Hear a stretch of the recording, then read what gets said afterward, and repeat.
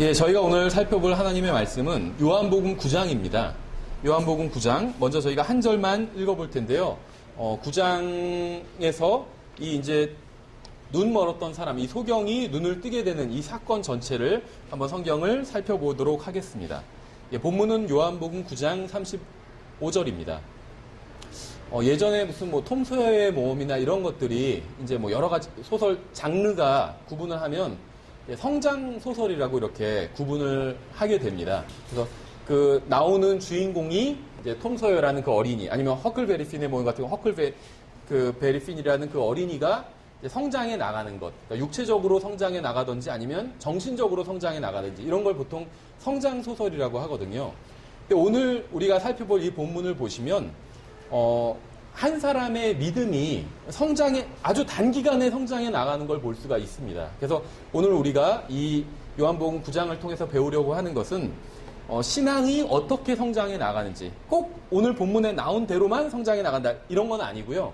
신앙이 성장해 나가는 여러 가지 방법이 있는데 이제 그 중에 하나의 방법이 나와 있어요. 그래서 오늘 우리가 이 소경이었다가 보게 된 이 사람을 통해서 어떻게 하면 우리도 신앙이 성장해 나갈 수 있는지를 좀 배워보도록 하겠습니다.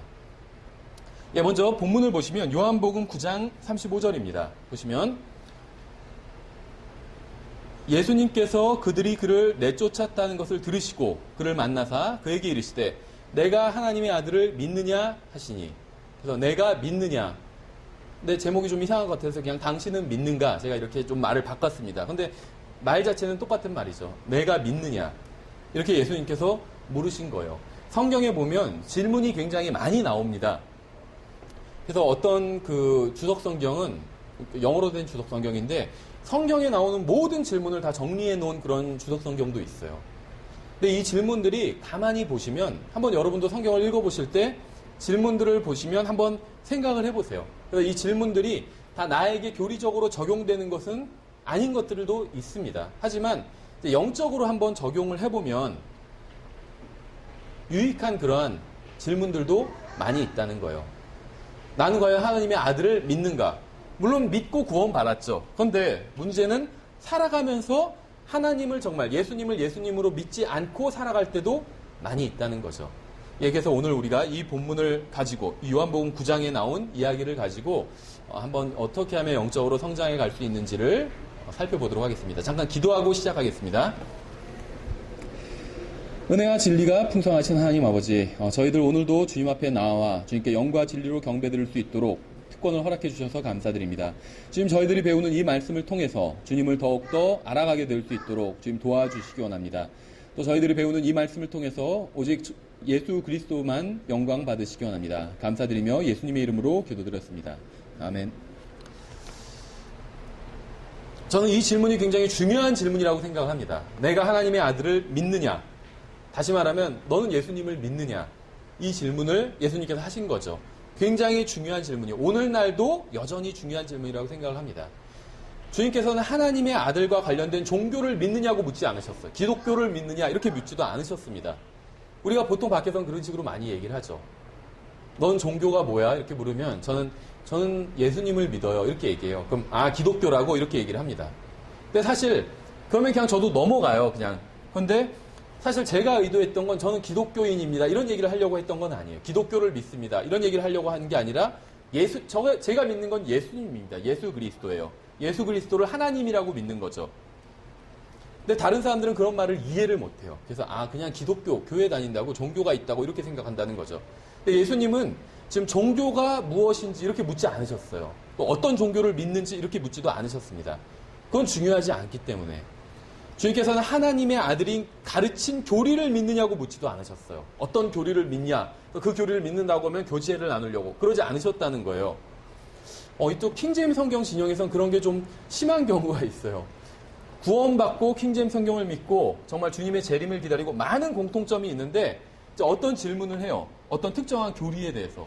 그래서 그걸 상대방이 받아들이면 교제를 나누려고 하고 받아들이지 않으면 약간 거리감을 두는 그런 경우가 있어요. 그건 잘못된 거죠. 주님께서는 어떤 교리를 믿는지 묻지 않으셨습니다. 주님은 하나님의 아들에 대한 믿음이 있느냐고 묻지도 않으셨어요. 하나님의 아들을 믿냐고 이렇게 직접적으로 물으셨죠. 주님은 하나님의 아들을 믿느냐고 물으셨어요. 이건 굉장히 중요한 질문입니다. 요한복음 9장을 펴셨으니까 1절부터 이제 한번 좀 살펴보도록 하겠습니다. 1절에 보시면 예수님께서 지나가실 때 태어날 때부터 눈먼 사람을 보시매 그분의 제자들이 그분께 여쭈어 이르되 선생님이여 누가 죄를 지었기에 그가 눈먼 자로 태어났나이까 이 사람이니까 그의 부모니까 하니 이제 종교적인 논쟁이 시작이 됩니다. 보통 이제 제자들이 사실 종교적인 논쟁보다는 다른 어떤 물질적인 논쟁 이런 거에 관심이 많았어요. 누가 얼마큼 통치하게 될 거냐 이런 것들, 자기들이 받을 영광 막 이런 거에 관심이 많았는데 이제 여기서는 전형적인 종교적인 논쟁이 시작됩니다. 이거 오늘날 종교인들이 일반적으로 하는 어떤 실수 중에 하나예요. 이런 질문이. 성경을 잘 모르는 사람들은 이런 식으로 이해를 합니다. 어떤 좋은 일이 생기면 자기가 착하기 때문에 좋은 일이 생긴 거라고 생각을 해요. 또 안 좋은 일이 생기면 무엇인가를 잘못해서 안 좋은 일이 생겼다고 생각을 합니다. 그러니까 자기가 의롭기 때문에 좋은 일이 생겼다고 생각하거나 아니면 자기가 악하기 때문에 죄를 지었기 때문에 안 좋은 일이 생겼다. 이런 식으로 생각한다는 거예요. 그렇죠. 전생에 무슨 일을 그래서 예를 들면 어떤 사람이 인터넷에 보면 그런 글이 많아요. 굉장히 어떤 남자가 예를 들면 아주 아름다운 여자랑 만나게 됐다, 결혼하게 됐다, 그러면 아래에 달리는 댓글이 전생에 나라를 구했다. 당신은 전생에 나라를 구했다. 이런 글이 달리더라고요. 그러니까 과거에 그게 전생이라 할지라도 전생이란 건 존재하지 않지만 세상 사람들 중에 믿는 사람들이 있으니까 그냥 그렇게 얘기를 한다면 과거의 어떤 일로 인해서 지금 당신이 어떤 좋은 일을 누리고 있는 거다. 이렇게 이해한다는 거죠. 또 안 좋은 일을 당하는 사람한테는 과거에 어떤 예를 들면 불교식으로 하면 업보가 있어서 안 좋은 일을 지금 당하게 된 거다. 이게 이제 종교인들이 갖는 생각이에요. 과거에 좋은 일을 하면 좋은 일을 당하고 안 좋은 일을 하면 안 좋은 일을 당하고. 근데 이러한 생각은 그리 성경적인 생각은 아닙니다. 주님께서 이제 바로 잡아주세요. 이런 생각이 잘못됐다는 것을. 그러니까 이런 경우도 있지만 모든 게 다 그렇지는 않다는 거죠. 성경에 의하면 진정한 의미의 어떤 선의의 피의자란 존재하지 않습니다. 무슨 말이냐면 잘 아시는 것처럼 로마서 3장 23절에 잘 아시죠? 모든 사람이 죄를 지어 하나님의 영광에 이르지 못하더니 이렇게 말씀하고 있어요. 그러니까 모든 사람이 벌을 받아 마땅하지만 하나님께서는 인내하고 계시고 긍휼을 베풀어 주고 계시고 또 은혜를 베풀어 주고 계십니다. 무슨 말이냐면 성경에 의하면 모든 사람들이 다 죄인이에요. 죄를 지었고 그러면 모든 사람들이 다 나쁜 일을 당해야 되잖아요. 근데 실제 그렇지 않다는 거예요. 잘 먹고 잘 사는 사람들 많아요. 그렇죠. 예수님 안 믿는데도 분명히 나쁜 사람인데 어떤 사람들은 죄인인데도 잘 먹고 잘 사는 사람 많다는 거죠. 예를 들면 어떤 북쪽에 있는 어떤 독재자들 나쁜 일을 많이 했잖아요. 그 사람들로 인해서 많은 사람들이 예를 들면 굶어 죽고 어려움을 당하고 있죠. 그런데도 잘 먹고 잘 살고 있어요. 많다는 거예요. 모든 사람이 죄를 지었지만 다 어렵게 안 좋은 일을 당하는 건 아니라는 겁니다. 왜냐하면 하나님께서 은혜를 베풀어 주셨기 때문이에요. 모든 사람들에게. 근데 오늘 본문에 보면 태어날 때부터 눈먼 사람이 나오는데 이제 이런 사람을 보면 종교인들은 그렇게 생각을 했던 거죠. 누군가 잘못했기 때문에 이 사람이 이런 상태로 태어난 거다 이렇게 생각을 했던 거죠. 그래서 태어날 때부터 눈먼 사람이 이제 본문에 나오는데 사람들은 그 사람이나 그의 부모가 정말 아주 나쁜 일을 했기 때문에 그 사람이 태어나면서부터 눈이 멀었을 거라고 생각을 합니다. 근데 이게 사실 인간적으로 자연스러운 생각이에요. 생각해 보세요. 내가 아이를 낳는데 눈이 먼 채로 태어났어요. 그러면 부모된 입장에서는 자기 잘못이라고 생각하겠죠. 난 잘못 하나도 없는데 얘 잘못이겠지. 지가 잘못했 이렇게 생각 안 해요. 내 잘못이겠거니 이런 생각이 들어요. 인간적으로. 그렇죠. 그래서 사람들이 다 그렇게 생각을 한 겁니다. 오늘 본문에서도. 근데 이제 이거는 어떤 면에서는 맞는 말이에요. 성경에 의하면 모든 사람이 죄인으로 태어났고 모두 길 잃은 양 같고 선을 행하는 사람은 단 한 사람도 없고 모두 다 아담의 본성을 가지고 태어났기 때문에. 그런데 이것은 인간에 대한 일반적인 사실입니다. 그러니까 사람이 죄인이라는 건 인간에 대한 일반적인 사실이에요. 만일 이 사람이나 그의 부모가 죄를 지어서 소경으로 태어난 것이라면 그럼 모든 사람들이 다 소경으로 태어나야 돼요. 그렇죠. 본문을 보면 사람들은 죄와 인간의 상태에 대해서 대단히 잘못된 생각을 가지고 있습니다. 다음 절에서 주님께서는 이러한 잘못된 생각을 이제 바로 잡아주기 시작하십니다. 3절부터 보시면 예수님께서 대답하시되 이 사람이나 그의 부모나 죄를 짓지 아니하였으면 그러니까 뭐냐면 죄인으로 태어나지 않았다. 그런 얘기가 아니라 이 일에 있어서 소경으로 될 만한 죄를 지은 건 아니다. 그 말씀을 하고 계신 거죠.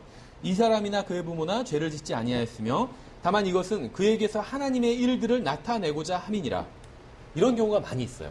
낮일 때는 내가 반드시 나를 보내신 분의 일들을 하여야 하리라. 밤이 오면 그때는 아무도 일할 수 없느니라. 내가 세상에 있는 동안에는 세상의 빛이로다 하시니라. 지금 이 사람이 소경으로 태어난 건 하나님의 일을 드러내기 위해서 이 사람이 소경으로 태어나게 하나님께서 하셨다는 거예요. 그럼 과연 어떤 하나님의 일을 드러내기 위해서 그렇게 하셨을까요? 이제 뒤에 나옵니다. 뒤에서 살펴보고 일단 계속해서 본문을 좀 더 읽어보면 이렇게 말씀하시고는 그분께서 땅에 침을 뱉고 침으로 진흙을 이겨 그 눈먼 사람의 눈에 진흙을 바르시며 그에게 이르시되 가서 실로암 못에서 씻으라 하시니 실로암은 번역하면 보내어졌다는 뜻이라. 그러므로 그가 자기 길로 가서 씻고 보게 되어 왔더라. 이제 굉장히 엄청난 일이 일어났어요. 정말. 사건을 정리해보면 먼저 예수 그리스도께서는 이 소경을 고치셔서 볼 수 있게 만드셨습니다. 구약 성경에서는 메시아가 오시면 눈먼 자가 보게 될 것이라는 예언이 기록되어 있어요. 그런데 이 본문에 보면 사람들이 궁금했던 것은 이 사람은 왜 소경으로 태어났는가 하는 점이었어요. 그의 아버지가 무엇을 잘못해서인가 아니면 그의 어머니가 무엇을 잘못해서인가 요즘식으로 하면 아니면 뭐 약이라도 잘못 먹었나 엄마가 임신했을 때 하나님께서는 왜 인간이 이런 상황에 처하도록 하셨을까요? 왜 소경으로 태어나게 하셨을까요? 비슷한 경우는 많죠. 꼭 소경이 아니더라도 정말 어떤 사람 어려운 상황에 처해 있는 사람들이 있어요. 그 사람이 물론 일반적으로 보면 다 죄인이에요. 하지만 특별히 어떤 특정한 죄를 지어서 그 어려움에 처한 건 아니에요. 그렇죠? 무슨 말이냐면 다른 사람이랑 다 똑같이 다른 사람이 짓는 죄만큼만 지었어요. 그런데도 어떤 사람은 더 특별한 어려움에 처하는 경우가 있다는 거예요. 그럼 왜 그럴까? 이유가 무엇일까 한번 생각해 볼 수 있다는 겁니다. 대부분의 경우는 하나님께서 그것을 통해서 어떤 일을 하고자 하시기 때문에 그러한 상황에 처하게 하셨다는 것이죠. 오늘 본문도 마찬가지예요. 이 사람은 소경으로 태어났습니다. 이 사람이 어떤 다른 사람보다 특출나게 어떤 죄를 더 지었기 때문에 소경으로 태어난 것은 아니었다는 거예요. 하나님께서 이것을 통해서 어떤 일을 하시고자 하기 때문에 소경으로 태어나게 하셨다는 겁니다. 그래서 사람들은 이게 궁금했었죠. 그래서 이제 논쟁을 했던 거예요. 예수님께서 제시해 주신 해답은 이 문제에 대해서 고민하고 토론하는 것이 아니라 그의 문제를 바로 해결해 주는 것이었습니다. 과거의 문제에 빠져 있는 것이 아니라 하나님께서 지금 무슨 일을 하실 수 있는지를 지금 제시해 주고 계신 거예요. 우리의 과거가 어떻든지 상관없이 하나님께서는 지금 우리에게 놀라운 일을 해주실 수 있습니다. 내가 왜 이런 상황에 빠지게 됐는지 물론 뭐 그걸 분석하는 게 의미 있을 수도 있겠지만 하나님께서는 특정한 목적이 있기 때문에 나에게 어려움을 주신 경우가 있다는 겁니다. 여러분은 삶의 어려운 문제로 고민하고 걱정하고 계시죠? 다 걱정하는 게 있어요. 이 세상에 걱정 안 하는 사람은 아무도 없습니다. 그렇죠? 아무리 뭐 돈이 많은 사람도 이건희 회장 같은 사람도 걱정하는 게 있을 거예요. 걱정 안 하는 사람은 없어요. 그렇죠? 돈이 적건 많건 건강하건 건강하지 않건 걱정하는 게 누구나 다 있습니다. 여러분이 어떤 문제에 빠져 있고 어떠한 상황에 처해 있든지 간에 하나님께서는 여러분에게 놀라운 일을 해 주실 수가 있습니다. 여러분이 왜 어려움에 처하게 되었는지 그 이유를 잘 모를 수도 있어요. 그러나 분명한 것은 예수 그리스도께서 여러분이 처한 그 어려움으로 인해서 놀라운 일을 행하실 수 있다는 겁니다. 주님의 놀라운 일을 내가 경험할 수 있는 기회가 된다는 거예요. 이 세상은 성경을 버렸습니다. 불행한 것은 배교한 이 시대의 교회도 성경을 버렸다는 거예요. 그래서 구원받았다고 예수님을 믿는다고 하는 사람에게 성경에 대해서 이야기를 해도 예를 들면 개혁성경의 잘못된 점을 이야기를 해도 상관없다고 그렇게 하는 사람들이 많아요. 왜냐하면 성경을 믿는 것과 기독교인조차도 성경을 믿는 것과 예수님을 믿는 게 별개라고 생각하기 때문에. 근데 저희가 지금 저희 교회가 출간한 건 아니지만 과거에 이제 그 도서출판 킹제임스에서 나온 책 중에 예수님과 성경이라는 얇은 책자가 있거든요. 거기서는 예수님을 믿는 것이 바로 성경을 믿는 것이다. 이제 그런 것을 입증해 놓고 있어요. 예수님을 믿는 게 따로 있고 성경을 믿는 게 따로 있는 게 아닙니다. 예수님과 성경이 같은 건 아니에요. 분명히 달라요. 하지만 예수님을 믿는 사람은 성경을 믿습니다. 그 성경을 믿는 사람은 예수님을 믿고 예수님은 믿지만 성경은 안 믿겠다 하는 사람은 예수님을 믿는 게 아니라는 것이죠. 근데 오늘날 많은 사람들이 성경을 하나님의 말씀으로 믿지 않는다는 거예요. 심지어 교회 다니는 사람 중에서도 그러한 사람들이 많이 있다는 겁니다. 그러면 지금 교회를 장악하고 있는 게 무엇이냐면 성경이 아니라 심리학이에요. 심리학. 그래서 실제 대학원에서도 성경이 아닌 심리학을 가르쳐요. 어떻게 하면 교회에 계속 머물러 있게 하는지, 어떤 상담학 이런 것들을 가르칩니다. 그래서 오늘날 성경을 가지고 설교하는 것보다 심리학적으로 접근해서 설교하는 걸 사람들은 더 좋아합니다. 만일 이 자리에 앉아 계신 분 중에 예수 그리스도를 개인적으로 만난 적이 없거나 구원자로 받아들인 적이 없거나 아니면 절망에 빠져 있거나 삶에 어떤 희망도 없는 분이 있다면 더 이상 무엇인가를 기다릴 필요가 없어요. 여러분이 원하기만 한다면 예수 그리스도를 바로 이 순간, 바로 이 자리에서 만나실 수 있기 때문에 그럼 이제 거기에 모든 문제의 해답이 있다는 겁니다. 여러분의 과거가 어떠했는지 상관없이 여러분의 현재가 변화될 것이고 미래도 변화될 것이고 영원도 변화될 거예요. 그러니까 정말 우리가 영원에 들어가게 되면 죽어서 하늘나라에 가게 되면 우리가 이 세상에서 고민했던 문제들이 사실은 그렇게 중요한 문제가 아니었다는 걸 아마 깨닫게 될 것 같아요. 많이 있어요. 예를 들면 어떤 차를 살지 이 세상에서는 꽤 중요한 문제예요. 그렇죠? 아니면 어떤 집을 살지 이건 더 중요한 문제죠. 아니면 뭐 어떤 대학을 갈지 어떤 직장을 잡을지 전혀 중요한 문제가 아니다 이런 얘기를 하는 건 아닙니다. 중요한 문제예요. 그런데 나중에 하늘나라에 가서 보면 그게 그렇게 중요한 문제는 아니었다고 생각을 하게 될 거라는 거예요. 우리 교회에 모인 분들을 보면 참으로 이제 다양한 사람들이 모였어요. 어느 교회나 다양한 배경과 다양한 과거를 가지고 있어요. 여기에 모인 분들도 다 다양한 인생을 아마 살았을 겁니다. 우리의 과거가 어떠했는지보다 더 중요한 것은 바로 우리의 미래죠. 우리가 어떠한 길을 걸어왔는지보다 더 중요한 건 우리가 어떠한 길을 걸어갈 것이냐는 점입니다. 우리가 어떤 집에서 살았는지보다 더 중요한 건 앞으로 우리가 어떤 집에서 영혼을 보내게 될 것이냐는 거예요. 그렇죠. 우리의 아버지가 누구였는지보다 더 중요한 건 우리의 영원한 아버지가 누가 될 것이냐. 이게 더 중요해요. 우리에게 중요한 것은 어제 무슨 일이 있었는지보다 오늘 무슨 일이 일어날 것이고 내일 무슨 일이 일어나게 될 것인지 이게 더 중요합니다. 우리가 어떠한 삶을 살았는지 상관없이 오늘 예수님께서는 우리의 인생을 완전히 바꿔주실 수 있다는 겁니다.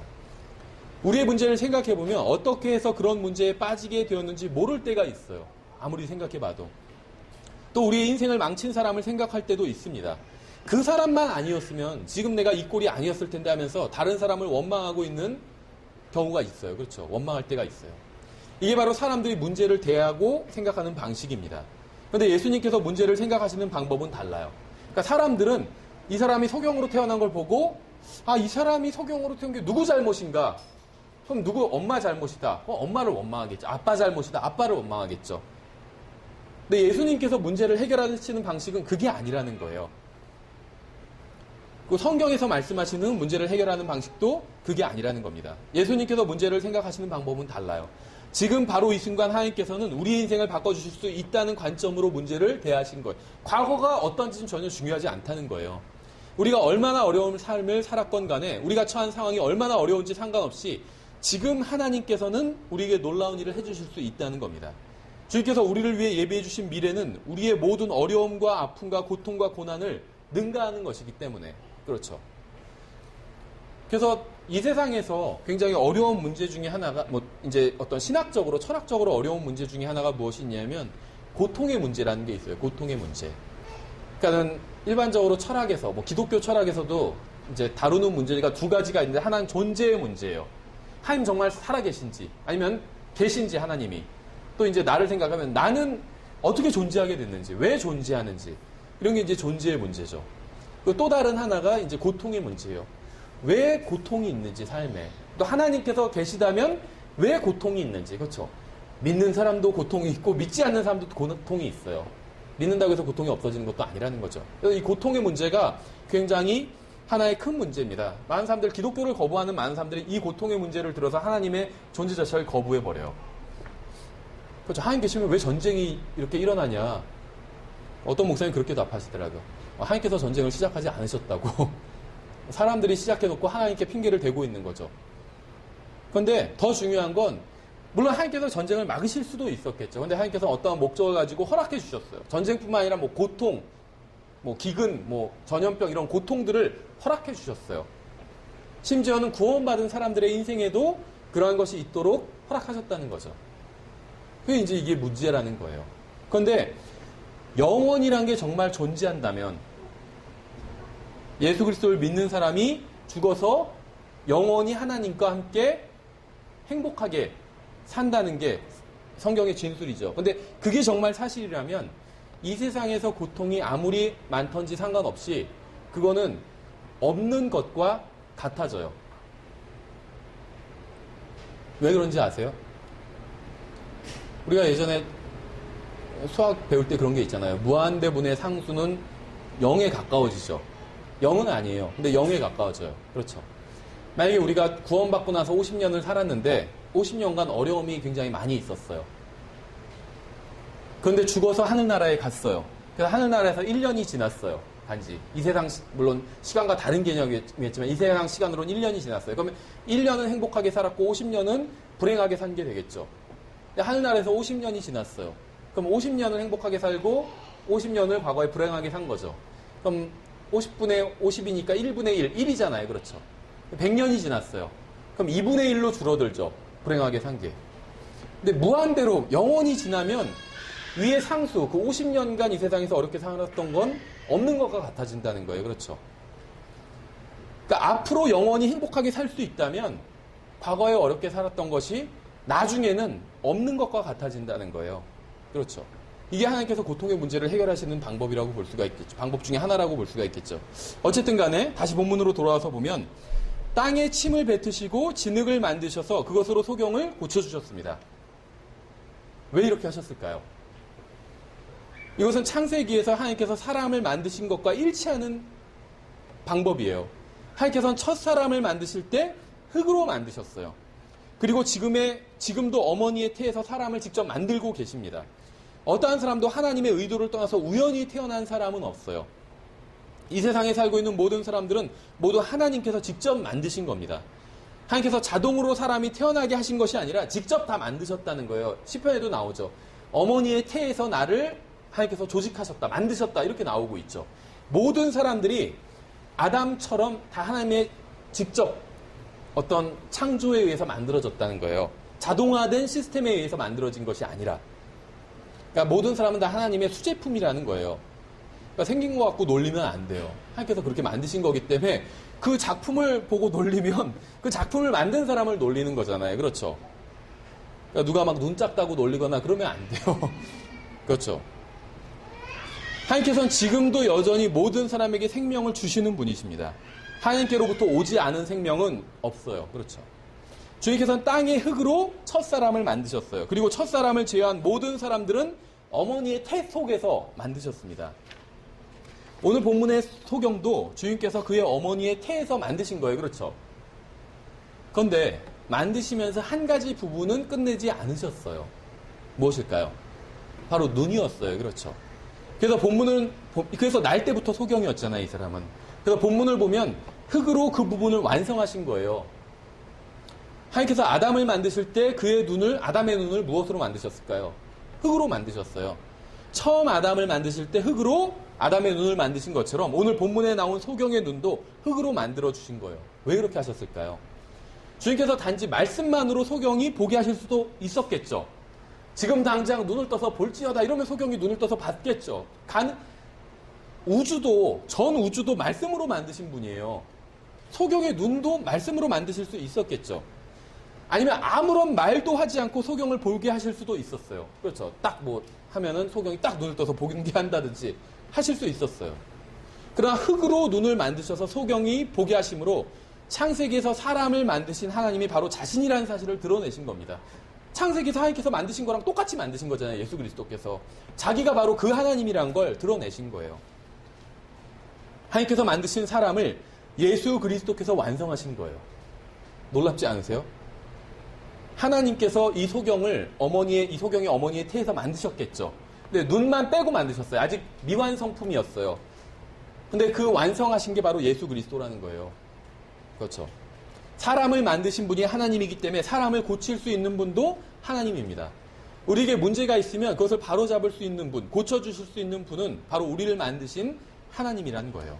다시 본문에 보시면 8절부터 보시면 8절부터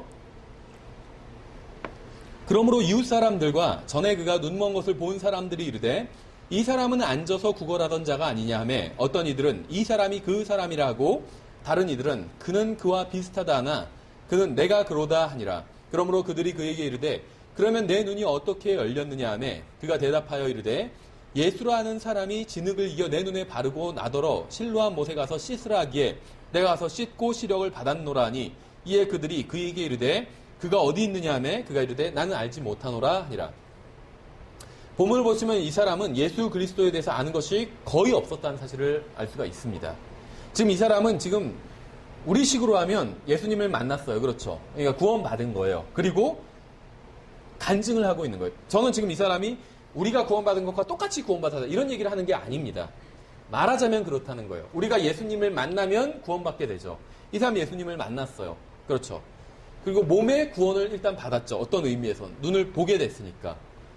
예수님에 대한 그런데도 불구하고 예수님에 대해서 아는 것은 거의 없었어요. 예수님을 만났지만 예수님에 대해서 아는 게 거의 없었어요. 그에게는 어떤 성경 지식도 없었고 신학 지식도 없었습니다. 그러나 그가 분명히 알 수 있었던 것은 하나님께서 자신에게 어떤 일을 해주셨는가 하는 것이었어요. 이게 간증입니다. 그렇죠. 하나님께서 나에게 무슨 일을 해주셨는지를 말하는 것. 이게 간증이에요.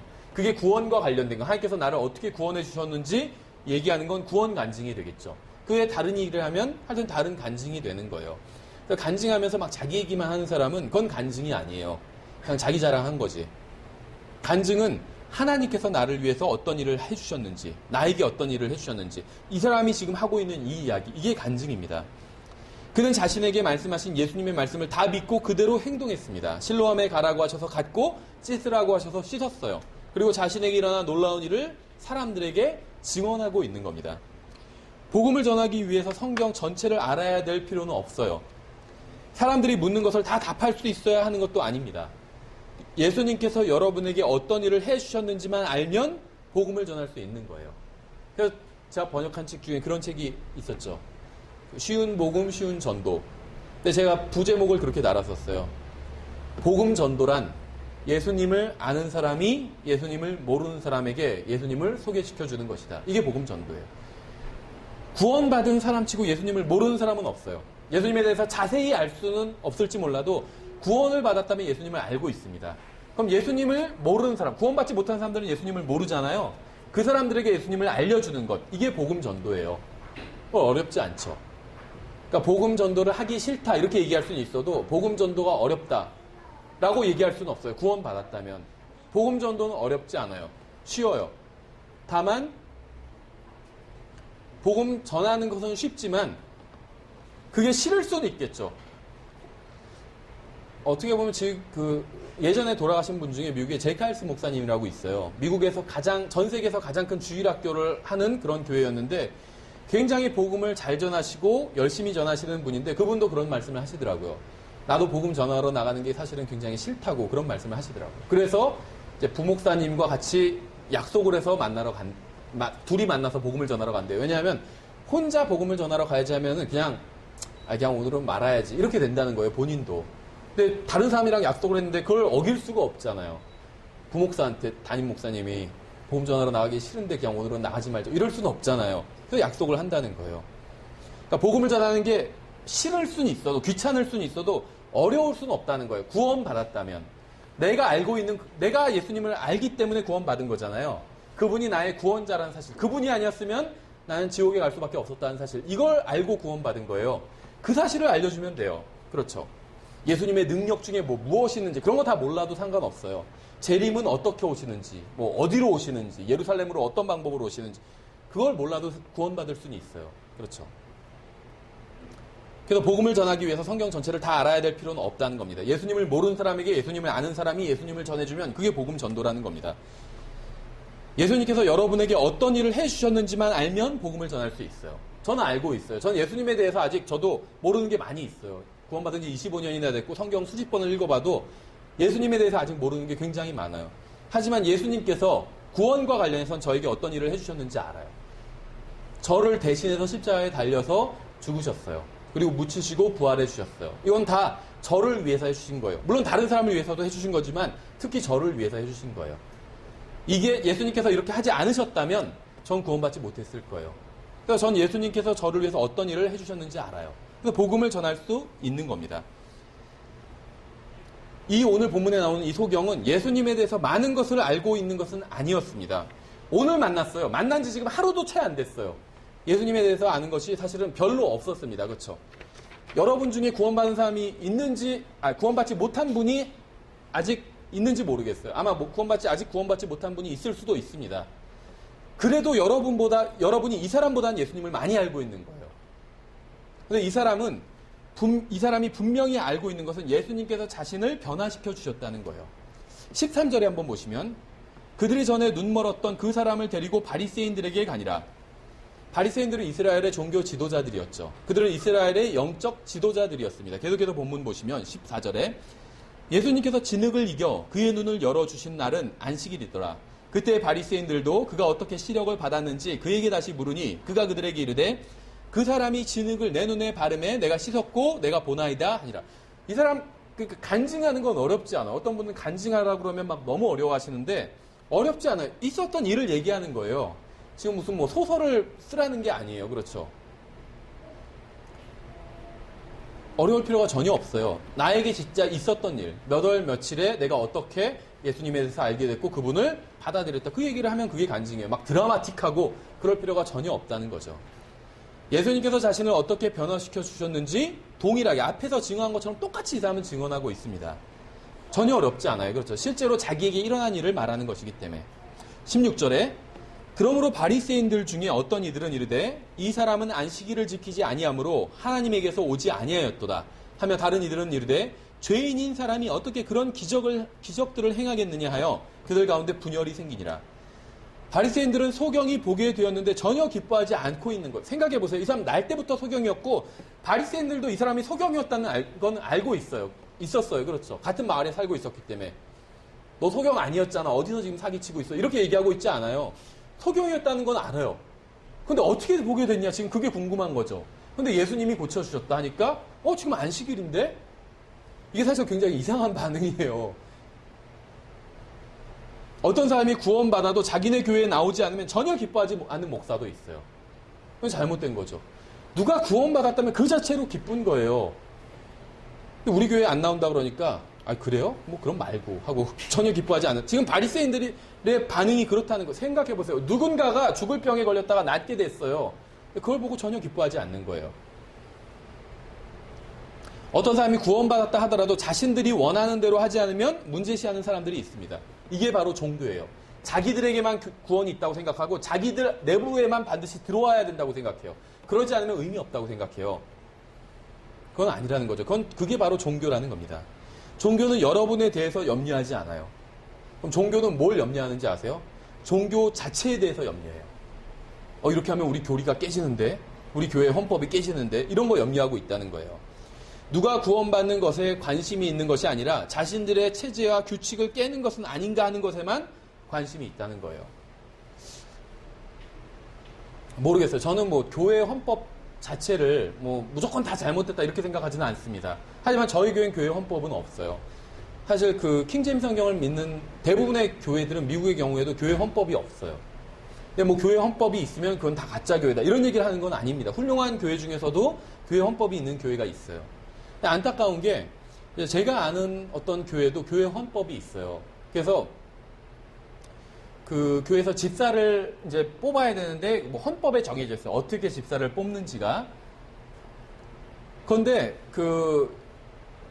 집사가 모자라서 이제 일꾼이 필요하대요. 그래서 집사를 뽑아야 되는데 집사를 선출할 때는 몇 명 이상이 모여야 된대요. 교회에서 예를 들면 3분의 절반 이상이 출석교인의 절반 이상이 모여서 3분의 2 이상이 찬성을 하고 이런 절차가 있는 거예요.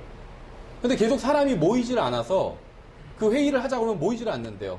그래서 계속 집사를 더 뽑지를 못하는 거예요. 그래서 이 교회 헌법을 고쳐야겠다 이렇게 마음을 먹었대요. 이 헌법 기준이 너무 강하니까 집사를 더 세우지 못하니까. 그래서 헌법을 고쳐야 되는데 그 교회 헌법을 고치기 위해서도 또 정족수가 정해져 있대요. 근데 그게 안 모인대요. 그래서 계속 고치지를 못하고 있대요. 그러니까 지금 제가 봤을 땐 이해가 안 가더라고요. 못하러 그런 헌법을 만들어서 그렇게 거기에 얽매여 있는지. 그렇죠. 종교는 종교 자체에 대해서 염려를 해요. 누가 구원받는 것에 관심이 있는 게 아니라 자신들의 체제와 규칙, 이거에 관심이 있습니다. 종교는 그저 사람들이 헌금을 내고 자신들을 따를 때에만 관심을 가져요. 종교는 여러분을 돕는 것에 관심이 없어요. 오히려 여러분이 자신들을 돕기를 원합니다. 만약 어떤 교회가 여러분 자체에는 관심이 없고 오직 여러분이 내는 헌금에만 관심이 있다면 그 교회를 지배하고 있는 것은 성령님이 아니라 종교의 영이라는 것이에요. 예수 그리스도께서 이 세상에 오신 이유는 우리로부터 무엇인가를 받고자 함이 아닙니다. 예수님께서 이 세상에 오신 이유는 우리에게 필요한 모든 것을 주시려고 오신 거예요. 이것이 종교와 예수님의 차이라는 겁니다.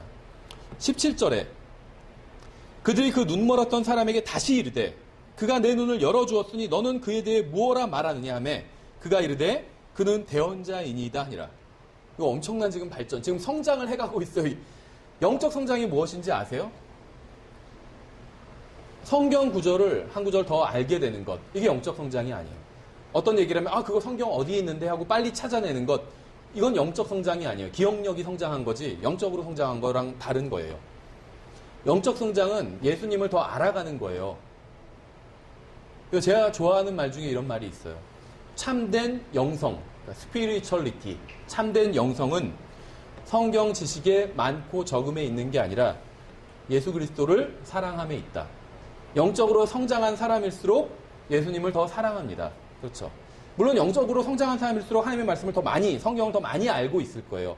근데 그게 본질이 아니라 고시 공부하듯이 어디 가서 처박혀서 3년 동안 성경만 공부하면 웬만한 사람들보다, 웬만한 목사보다 더 성경에 관한 지식은 더 많을 수도 있어요. 그렇죠. 근데 교회로 함께 모여서 다른 하나님을 사랑하고, 하나님을 사랑한다는 게 그냥 하나님을 사랑하는 게 아니라 다른 형제를 사랑해야 그게 하나님을 사랑한다는 걸 입증하는 거잖아요. 그렇죠. 성경에 나와 있죠. 보이는 형제를 사랑하지 않고 보이지 않는 하나님을 사랑한다고 하면 그건 거짓말쟁이다. 성경에서 그렇게 말씀하고 있잖아요. 왜 그렇게 말씀하고 있을까요? 형제 안에, 그 사람이 정말 구원받아서 하나님의 자녀고 그 사람 안에 예수 그리스도가 거하시는 구원받은 사람이라면 그 사람 안에 예수 그리스도께서 거하시기 때문에 예수님을 사랑하면 그 사람을 사랑할 수밖에 없다는 거예요. 또 그 사람이 정말 하나님의 자녀라면 그 사람을 하나님을 사랑하는 사람은 그 다른 형제도 사랑할 수밖에 없어요. 이거나 같아요. 어떤 사람이 저는 사랑한다고 하면서 제 딸은 사랑하지 않는다고 하면 그건 저를 사랑하는 게 아니죠. 정말 형제님은 사랑해요. 근데 형제님 딸은 진짜 꼴도 보기 싫어요.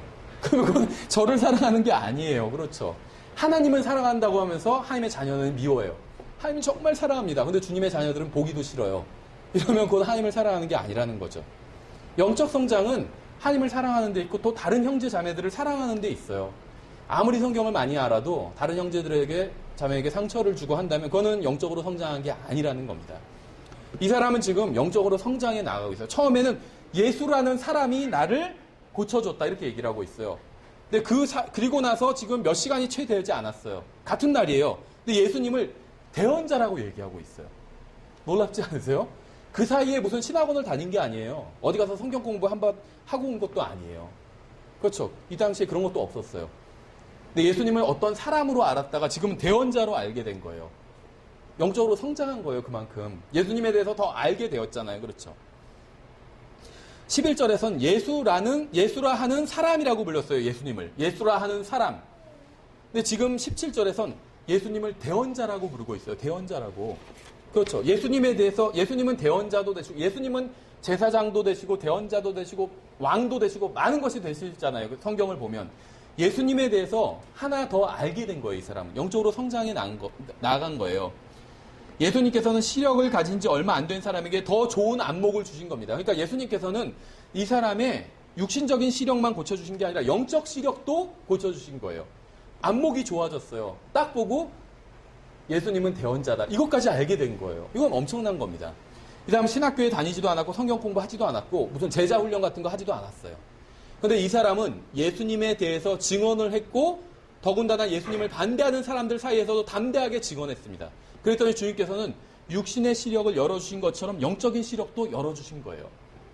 그러니까 여러분이 어떻게 하면 성경을 예수님을 더 알아가게 될 수 있는지 아세요? 어떻게 하면 영적으로 성장해 가게 될 수 있는지 아세요? 어디서 제자 훈련 받고 성경 공부하고 다 중요해요. 그게 다 쓸데없다는 건 아니에요. 그것도 좋아요. 성경 공부하고 제자 훈련도 하고 다 좋아요. 그런데 더 중요한 게 있어요. 영적 성장을 위해선. 예수님을 증언하는 거예요. 어떤 걸 증언하면 내가 알지도 못하는 걸 증언하는 게 아니라 아는 걸 증언하는 거예요. 이 사람은 자기가 아는 걸 증언했어요. 예수님이 자기에게 어떤 일을 해주셨는지 그거 증언했죠. 아는 걸 증언했어요. 그런데 아는 거를 교회에 와서만 증언한 게 아니에요. 예수님을 같이 믿는 사람들 사이에서만 증언한 거 아니에요. 예수님을 미워하고 싫어하는 사람들 앞에서, 반대하는 사람들 앞에서도 담대하게 증언했어요. 그랬더니 주님께서는 이 사람의 시력을 열어주신 거예요. 이 사람이 예수님을 그냥 어떤 사람이라고 알았다가 지금 대원자로 알고 있죠. 어떻게 해서 이렇게 이러한 일이 일어나게 된 건지 아세요? 간단해요. 성령님께서 이 사람 안에서 역사해 주셨기 때문이에요. 베드로가 고백했잖아요. 넌 나를 누구라고 하냐 하니까 주는 살아계신 하나님의 아들이요 그리스도라고 고백을 했죠. 그러니까 와 베드로 너 정말 똑똑하다 이렇게 말씀 안 하셨어요. 성령님께서 하나님께서 그렇게 너가 알도록 해주셨다고 예수님께서 말씀하셨죠. 우리가 예수 그리스도를 지금 이 바깥 다른 이 세상 구원받지 않은 사람들보다는 예수님에 대해서 더 많이 알고 있죠. 우리가 똑똑해서 알게 된 게 아니에요. 우리보다 똑똑한 사람은 훨씬 많아요 바깥에. 그렇죠. 우리가 어떻게 해서 예수님에 대해서 알게 된지 아세요? 하나님께서 우리의 눈을 열어주셨기 때문이에요. 하나님의 은혜로 우리는 예수 그리스도에 대해서 알게 된 거예요. 하나님의 은혜로 킹제임스 성경이 바른 성경이라는 걸 알게 된 거예요. 우리가 똑똑해서 알게 된 것이 아니라. 이 사람도 마찬가지예요. 하나님의 은혜로 영적인 시력이 열린 거예요. 그런데 그렇게 되기 위해서 이 사람이 한 것이 있었어요. 이 사람이 빠르게 영적으로 성장할 수 있었던 비결이 있었다는 거예요. 그건 바로 예수 그리스도를 증언했다는 거예요. 사람들 앞에서 시인했다는 거예요. 그럴 때 영적 성장이 일어나게 된다는 겁니다. 예수님에 대해서 더 알게 된다는 거예요. 여러분이 예수님에 대해서 더 알게 되는 방법은 하나밖에 없어요. 그건 뭐냐면 성령님께서 여러분에게 알려주셔야 돼요. 근데 성령님께서는 그냥 알려주시는 게 아니라 바로 이것을 통해서 알려주신다는 거예요. 여러분이 담대하게 예수 그리스도를 증언하는 걸 보고 아, 저 사람은 예수 그리스도를 담대하게 증언하는구나. 그럼 어떤 생각을 하실 거예요, 성령님께서? 더 알려줘야지. 그럼 더 담대하게 더 많은 걸 증언하고 다니겠죠. 그래서 알려주시는 거예요. 만약에 이 사람한테 바리새인들이 물었어요. 너 어떻게 해서 그렇게 됐어? 하는데 딱 보니까 바리새인들 예수님을 미워하는 사람들이에요. 그래서 아 이거요. 사실은 제가 며칠 전부터 이렇게 어떤 약을 주워 먹었더니 이렇게 좀 괜찮아지더라고. 이런 식으로 얘기하지 않았다는 거예요. 담대하게 얘기했어요. 그랬더니 성령님께서 딱 보시고 제가 하나님이라도 더 알려줄 것 같아요. 이런 사람한테는. 그럼 더 담대하게 계속 얘기를 하겠죠. 이 사람은 성경을 잘 모르기 때문에 복음을 전할 수 없다는 사람들에게 큰 도전을 주고 있습니다. 여러분 중에 자신은 성경을 잘 모르기 때문에 다른 사람에게 예수님을 전하지 못한다고 생각하는 분이 계신가요? 여러분이 예수 그리스도의 증인이 되리라는 주님의 말씀에 불순종한 채 성경 공부만 하는 것보다 주님의 명령에 순종해서 복음을 전할 때 주님에 대해서 더 많은 것을 알 수 있게 될 겁니다. 육신의 시력을 주셨던 주님께서 영적인 시력도 주셨기에 이 사람은 예수님을 단지 예수라는 사람이 아닌 대언자로 알게 된 거예요. 더 예수님에 대해서 알게 된 거예요. 18절에 그러나 유대인들은 그에 관한 일, 곧 그가 눈멀었다가 시력을 받은 것을 믿지 아니하다가 마침내 시력을 받은 사람의 부모를 불러 그들에게 물으며 이르되 이 사람이 너희가 눈먼 자로 태어났다고 말하는 너희 아들이냐? 혹시 다른 사람 바뀐 게 아니냐? 그러면 지금은 그가 어떻게 보느냐 하니 이 사람들 정말 기쁘지 않은가 봐요. 그렇죠? 생각해 보세요. 마을에서 눈멀었다가 보게 된 사람이 있으면 내가 기쁘지는 않아도 최소한 이렇게 시비는 안 걸 것 같아요. 그렇죠? 막 가서 따지고 이거 거짓말 아니야? 혹시 이렇게 그렇게는 안 할 것 같아요. 거리에서 전도지를 나눠주면 약간 신경질적으로 나도 교회 다녀요 하고 뿌리치는 사람이 있어요. 왜 뿌리치는지 모르겠어요. 어떤 사람은 수고하시네요 이런 사람도 있어요. 그러면 잘은 모르지만 저 사람도 정말 하나님의 자녀인가 보다 이런 생각이 들어요. 근데 어떤 사람은 나도 교회 다녀요. 필요 없어요 그런 거. 그러면 좀 이상해요. 그렇죠? 나도 예수님 믿어요. 전도지 주려고 그러는데 퉁명스럽게. 그렇죠? 지금 바리새인들이 그러고 있는 거예요. 20절에 그의 부모가 그들에게 대답하여 이르되 이 사람이 우리 아들인 것과 그가 눈먼 자로 태어난 것을 우리가 아나이다. 그러나 지금 그가 어떤 방법을 통해 보는지 우리가 알지 못하며 또 누가 그의 눈을 열어 주었는지 우리가 알지 못하나이다. 그가 장성하였으니 그에게 물으소서 그가 자기를 위해 말하리이다 하니라. 이 사람의 부모가 지금 정직하게 얘기하는 것으로 보이지는 않죠. 좀 거짓말하고 있는 겁니다. 계속해서 보시면 22절에 그의 부모가 이렇게 말한 것은 그분이 그리스도라고 어떤 사람이 시인하면 그를 회당에서 내쫓기로 이미 유대인들이 결의하였으므로 그들을 두려워하였기 때문이더라. 그러므로 그의 부모가 말하길 그가 장성하였으니 그에게 물으소서 하였더라. 지금 이 사람의 부모는 거짓말하고 있는 거예요. 거짓말을 하는 이유는 무엇인가가 두렵기 때문에 거짓말을 하는 겁니다. 그렇죠? 두렵기 때문에 거짓말을 하는 거예요. 모든 거짓말이 다 그래요.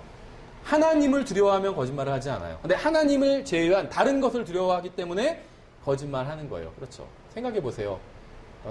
정말 정직하게 말하면 책망을 듣거나 어떻게 될까봐 거짓말해요. 길이 막혀서 늦었다느니 예를 들면 그렇죠.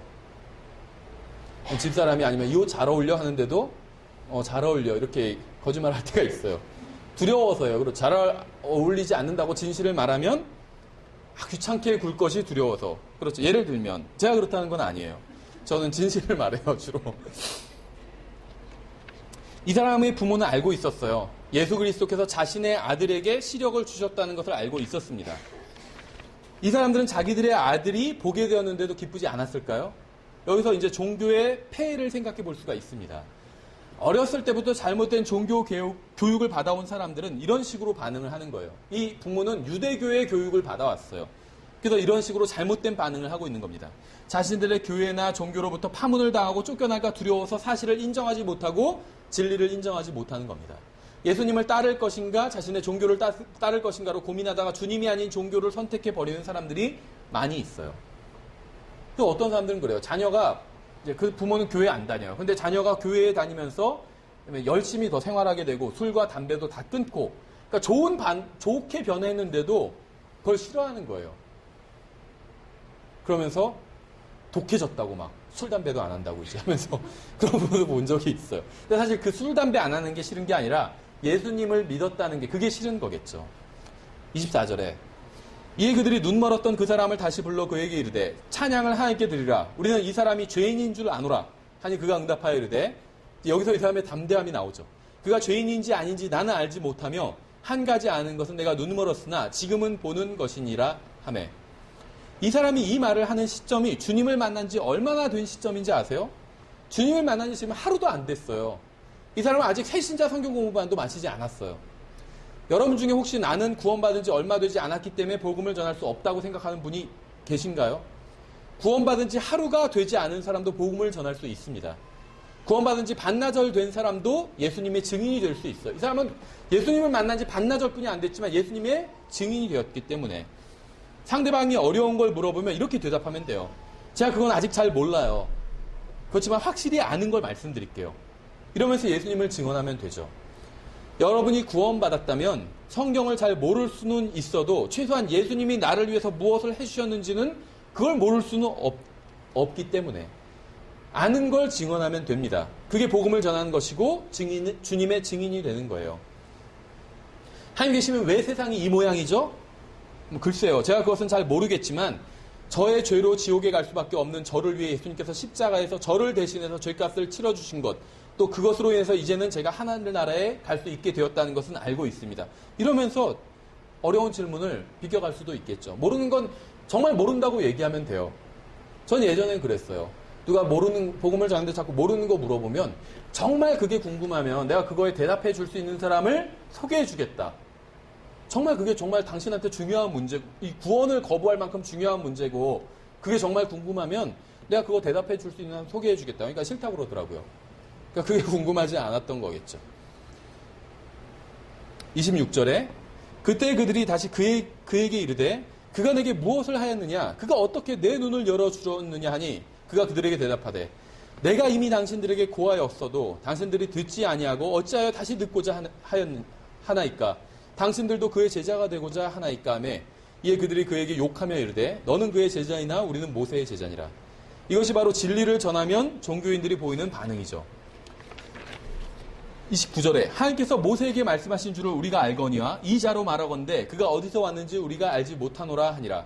그 사람이 그들에게 응답하여 이르되 당신들은 그가 어디서 왔는지 알지 못하나 그가 내 눈을 열어주었으니 참으로 여기에 이상한 일이 있도다.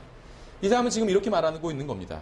나는 종교에 대해서는 잘 모르지만 내가 구원받았다는 사실은 알고 있어요. 그래서 구원받았다는 걸 얘기하고 있어요. 그러니까 종교인들은 아니야 그건 이 체계에 맞지 않아. 너 지금 세례 받았어? 학습문답했어? 막 이런 거 묻고 있는 거예요. 31절에 하나님께서 죄인들의 말은 듣지 아니하시나 어떤 사람이 하나님께 경배하며 그분의 뜻을 행하면 그분께서 그의 말은 들으시는 줄을 이제 우리가 아나이다. 이 소경이 한 말이에요. 소경이었던 사람이. 이 사람은 11절에서 주님을 예수라 하는 사람이라고 불렀어요. 근데 17절에서 영적으로 성장하고 나서 어떻게 불렀냐 하면 대언자라고 불렀습니다. 그리고 이제는 주님이 하나님의 뜻을 행하고 있다고 한다고 얘기하고 있어요. 이 사람이 한 말은 사실입니다. 이 사람이 어떻게 이러한 사실을 알게 되었을까요? 하나님께서 성령님을 통해서 알게 해주신 거예요. 성령님께서 그의 마음에 이러한 사실을 알려주신 겁니다. 이 사람은 그냥 예수라는 그냥 사람이 아니라 대언자다 알려주신 거예요. 그리고 나서 사실 그냥 대언자가 아니라 하나님의 뜻을 행하는 사람이다. 하나님의 뜻을 행하는 분이다. 이걸 알려주신 거예요. 32절에 세상이 시작된 이래로 태어나면서부터 눈먼 사람의 눈을 어떤 사람이 열어주었다는 말을 아무도 듣지 못하였나이다. 이 사람이 하나님에게서 오지 아니하였으면 아무 일도 할 수 없으리이다 하매 이 사람의 증언이 점점 발전하는 게 보이시나요? 이제는 예수님을 하나님께로부터 오신 분이라고 증언하고 있어요. 이 사람이 예수님을 알아가는 단계를 잘 보세요. 단순한 사람에서 대언자로, 대언자에서 하나님의 뜻을 행하는 사람으로, 하나님의 뜻을 행하는 사람에서 하나님께로부터 온 사람, 즉 하나님의 사람으로 점점 발전하는 게 보이시죠? 여러분 어떠신가요? 여러분은 주님을 점점 더 알아가고 계신가요? 이게 영적 성장이에요. 34절에 그들이 그에게 응답하여 이르되 내가 전적으로 죄들 가운데서 태어나 우리를 가르치느냐 하고 그를 내쫓으니라. 말싸움에서 이제 지니까 내쫓아 버린 거죠. 근데 이 말은 굉장히 이상한 말이에요. 영적인 소경이나 할 만한 말입니다. 죄인으로 태어나지 않은 사람도 있나요? 지금 바리새인들 이상한 말을 하고 있어요. 이 사람한테 괜히 할 말 없으니까 네가 전적으로 죄인들 가운데서 태어나서 우리를 지금 가르치려고 드냐. 그럼 자기들은 죄인들 가운데서 태어나지 않았다는 거죠. 바리새인들은 생각해보면 성경 교사들이었어요. 근데 구약 성경에도 모든 사람이 다 죄를 행하고 있다, 죄를 지었다 이런 말이 있어요. 전도서 7장 20절이죠. 선을 행하고 죄를 짓지 않는 의인은 땅 위에 하나도 없느니라 이렇게 말씀하고 있어요. 그러면 구약 성경만 봐도 모든 사람이 다 죄를 짓고 있다고 말씀하고 있어요. 그러면 이 소경뿐만 아니라 자기들도 죄인인 거예요. 근데 지금 그걸 무시하고 너는 지금 죄인이면서 우리를 가르치려고 드느냐 이렇게 얘기하고 있는 거죠. 이 바리새인들은 신약 성경, 예수님만 믿지 않았던 것이 아니라 구약 성경도 믿지 않고 있었던 거예요. 그렇죠. 이게 이 사람들의 문제였어요. 이 사람들은 하나님의 말씀을 믿지 않고 있었던 거예요. 36절에 예수님께서 그들이 그를 내쫓았다는 것을 들으시고 그를 만나사 그에게 이르시되 내가 하나님의 아들을 믿느냐 하시니 그가 대답하여 이르되 주여 그분이 누구시오니이까 내가 그분을 믿고자 하나이다 하매. 잘 보세요. 우리가 로마서 공부하면서 계속 봤었죠. 하나님께서는 자신의 진리를 받아들인 사람, 자신이 비춰준 빛을 받아들인 사람들에게 더 빛을 비춰주세요. 요한복음 1장에도 나오고 있죠. 빛을 받아들인 사람들에게 참 빛을 비춰주시잖아요. 그렇죠. 이 사람은 하나님께서 비춰주신 빛을 받아들였어요. 그러니까 지금 하나님께서 이제는 참 빛인 예수 그리스도를 비춰주고 계신 거죠. 그래서 내가 하나님의 아들을 믿느냐 이렇게 직접적으로 물으시는 거예요. 여기서 이제 한 단계 더 발전하고 있는 겁니다.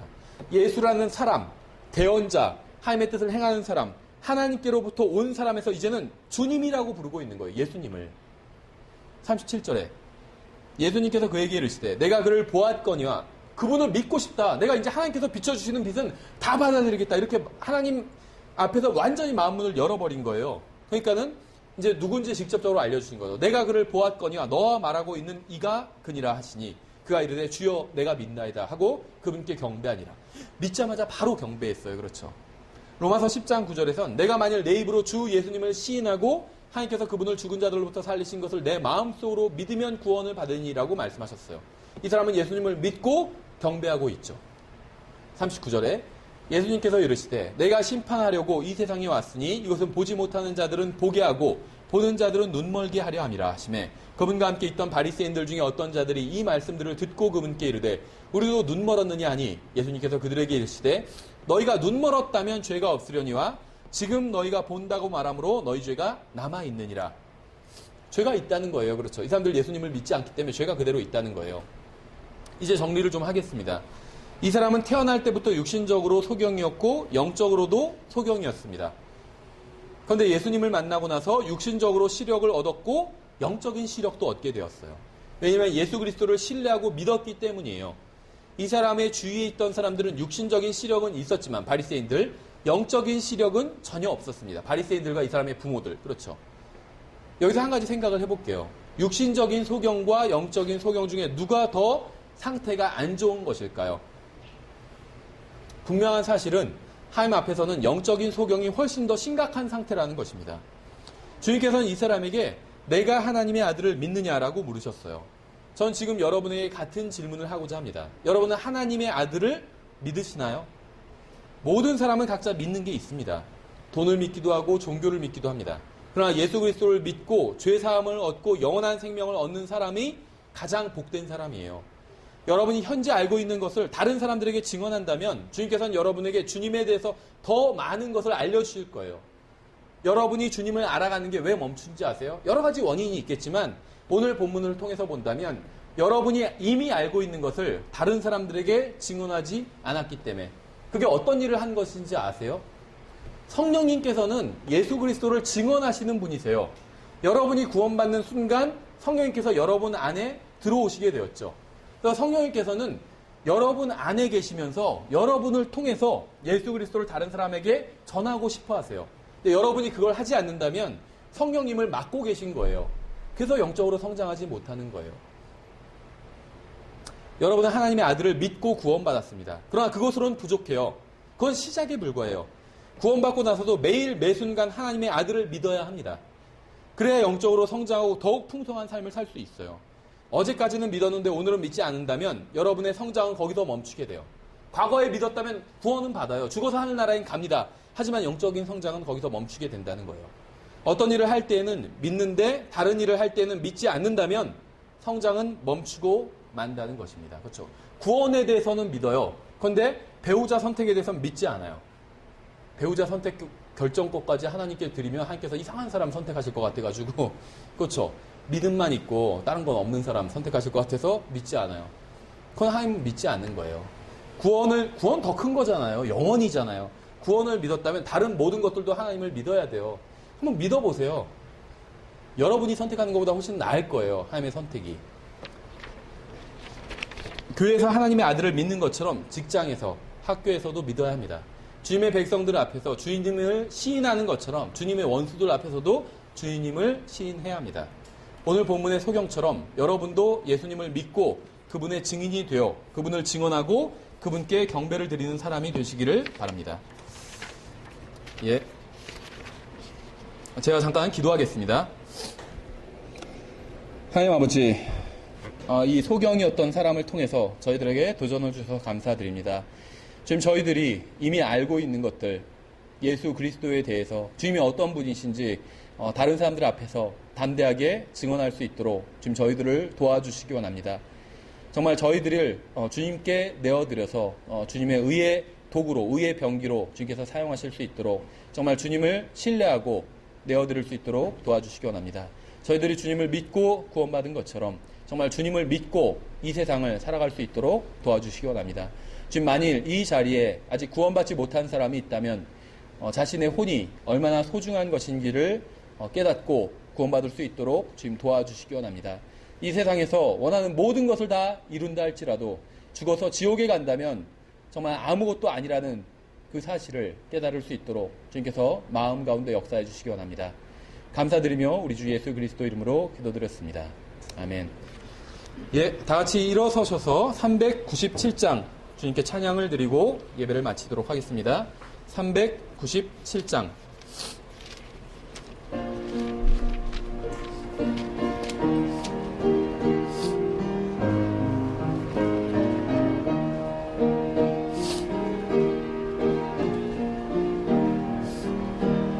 주 믿는 사람이 일어나 다 힘을 합하여 이 세상 모든 마귀를 다 쳐서 멸하세.